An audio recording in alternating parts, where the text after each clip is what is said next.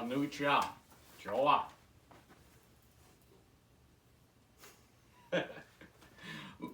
Japanese. Learning Japanese. It's probably my favorite pedal here. If you guys ever get one of these Morley Pro West, I know a lot of people complain about them with the tapers and this and that, and they get quite too loud too fast. Mine doesn't do that. I love it. So if you know, there's no point in demo it. It gets quiet, it gets loud, it's awesome. Love it. If you can find one to use somewhere, get it. Trust me, they're nice and they're passive. It doesn't affect my tone at all. And I'm really picky about tone. Stupid picky. Probably not in these videos, but you guys know where I'm going with this. So get one if you can get it. Konnichiwa. Joa. Well, got some fun stuff in the mail today. I'm going to tell you a story while I'm opening this up. A buddy of mine talked to me the other day, and he's like, bro, kind of hitting hard on the Spanish people. I'm like, dude, you're not even fucking Spanish. You know, I love Spanish speaking people. I mean, I got really good friends, new and way back old, all right? So, tell you a quick story. Used to hang out with some old school guys way back in the day, and we kind of brought a kind of a newer guy over. You know how it works, right? The new guy, right? So you got to know a little bit of Spanish, just because we're always picking on each other, just always, you know. You're drinking beers and, you know, squeezing freaking lemons and limes and whatever. I liked lemons, you know, but, you know, and since he was kind of a newer guy, everybody knew him. He's a good guy. He was respected, so that's a good thing. But, you know, when you drink, you just pick on each other. So you got to know a little bit of Spanish to kind of, you know, get around. And good group of guys. Love these guys. And anyway, so he's, you know, we're all picking on each other. He's talking smack because he had like this bleach blonde hair. He's kind of almost albino, you know. So they were kind of picking on him in Spanish and this and that. And then he got all riled up about it because that's what happens after you have a couple beers. And, you know, when we sit at the table, those guys always like to eat these peppers. And, you know, the one buddy of mine looks over at me, and these guys are old school, so they're older. And there's one thing I learned in this life. If there's an older guy or girl, whatever, and they're looking at you to do something, and you know in your gut that this is probably not going to go well, just don't do it. So he looked at me and he's like, pulled out the pepper and looked at me, nodded like this, kind of smiled a little bit. I was like, no. Because I already knew. I was like, no. I ain't got nothing to prove. New guy's got something to prove, right? So he starts picking on him in Spanish and this and that, and then the newer guy gets a little riled up. Again, a highly respected guy. We're just having fun. You know, this is what happens, right? And you know, he talked a little smack, and he eats this pepper. He's sitting there, you know, his chest is all swelled up, like he's all bad and tough. Then he spins around and he sticks his head under the faucet for like 15 minutes. We're not talking like 2-3 minutes. He wasn't even, he come back, his eyes are watering, and he's just like got nothing to say, you know, and then he's got to stick his head back under the faucet again. So, sometimes, guys, you don't have to prove yourself. Just hang out and have some fun. There's no point trying to prove yourself, because at the end of the day, when you try to prove yourself, you just look foolish. So, you know, I love my guys out there. Now, since we're going down a culture path of Japanese music, I'm going to give you guys a secret. When you're practicing these Japanese scales, now the one I came up with is I'm thinking in C. So I'm thinking C with an E flat and an A flat, okay? So this is the secret. I know this video is probably going to get long, and I apologize for that. But what's going to end up happening is what I did a long time ago on a song that I had to audition for a band for, okay? Which was like 20 years ago. So, yeah, I'm old. So, it'll look like it, but hopefully, I don't know, maybe I do. Anyways, so they had this, it was a pretty simple key change. It was just, during the solo, it was like A minor to G major or whatever. And at the time, I was more familiar with, you know, with some other stuff. So what ended up happening is I went through and I mapped it out on a fretboard, okay? So you go through and you map out all it. Let's take A minor, for example, because that's easy to talk about. There's no sharps or flats, right? So I mapped it all out. Drew it on a piece of paper, mapped it all out, and just basically put a dot everywhere where it was just A, B, C, D, E, F, and G, okay? And then I got clever, and I went down a harmonic minor thing, and then for the hell of it, because the song kind of, I don't know, it was one of those things. Because I needed that kind of outside note to kind of give us some flavor. So, I also circled the G sharp everywhere, which is kind of common sense, but whatever, right?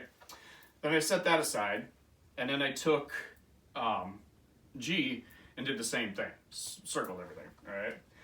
Then I went back and forth and learned all the modes, right? Broke it out into modes. And then what I did was I just started just messing around with backing, with my own, back in the day, I saw this the other day, it made me laugh, but I had a 4-track back in the day, and I saw it to remind me that I forget these things.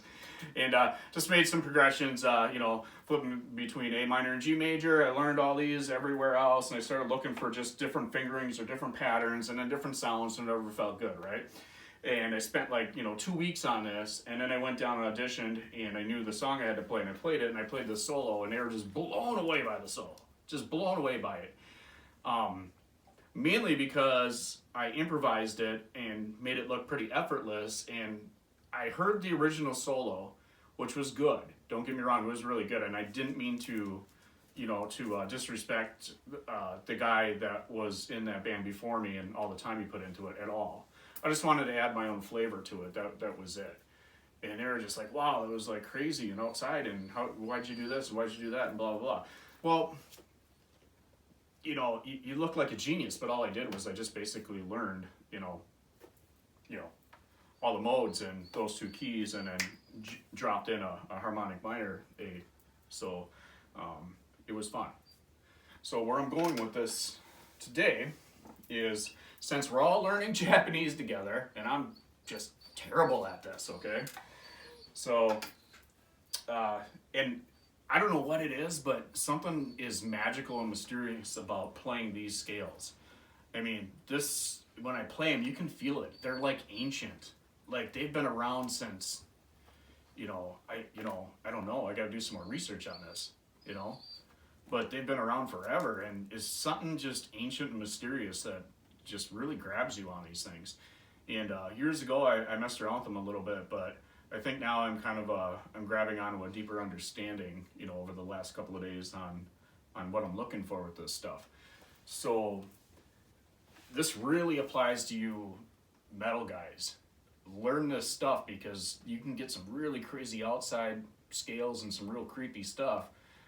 But with these scales, they have room to go, kind of like that minor major thing I was talking about.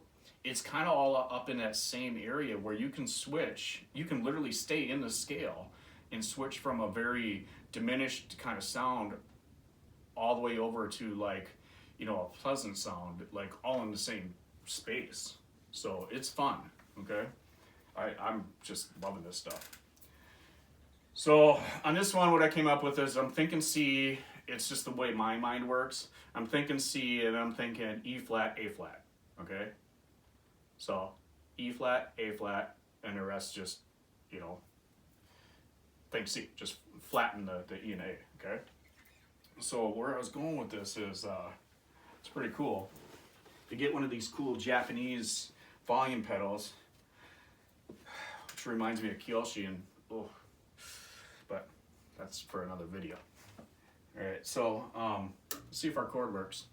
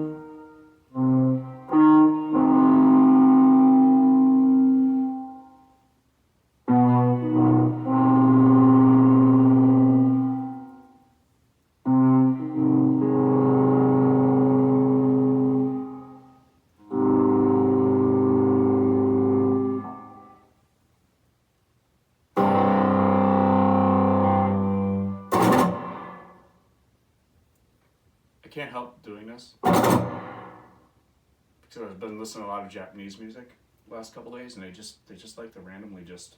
And it must be something dark and mysterious about it, because the first time I did it, my dog here just about jumped up off the floor, and he don't do that. Trust me.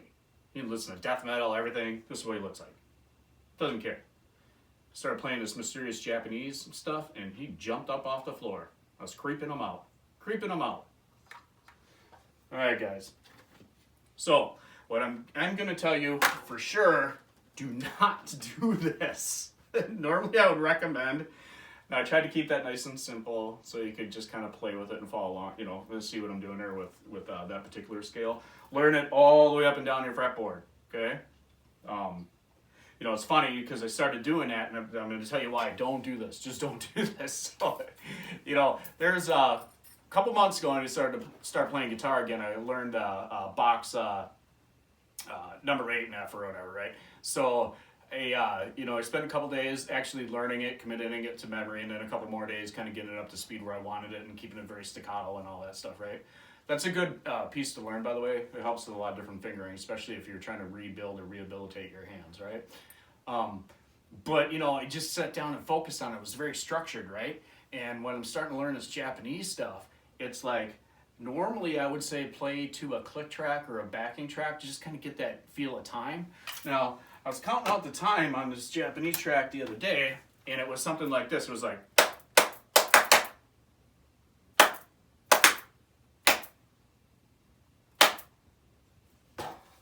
What the hell is that?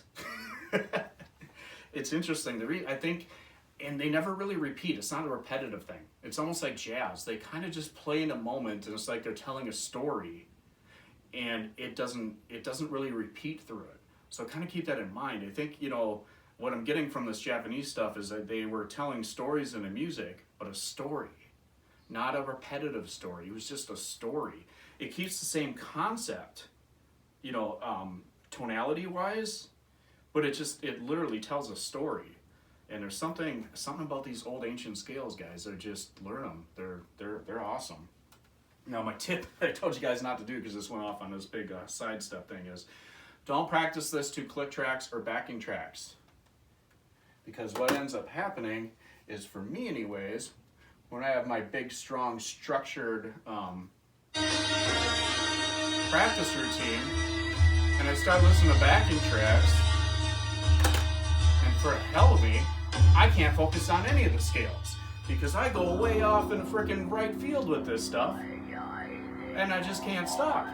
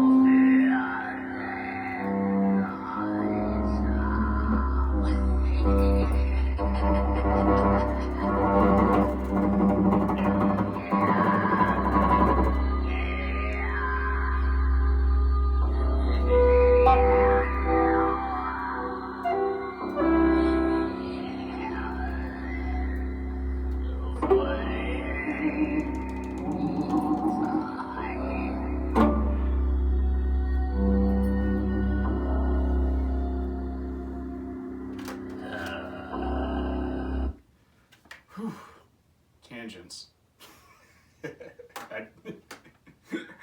You know, it's like you just, yeah. So, just practice the scales, focus on the scales, then find some cool backing Japanese stuff.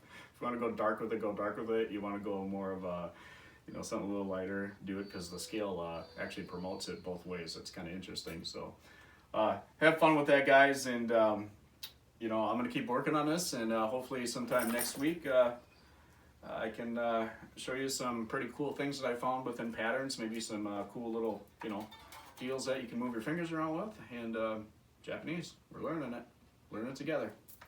Love you guys.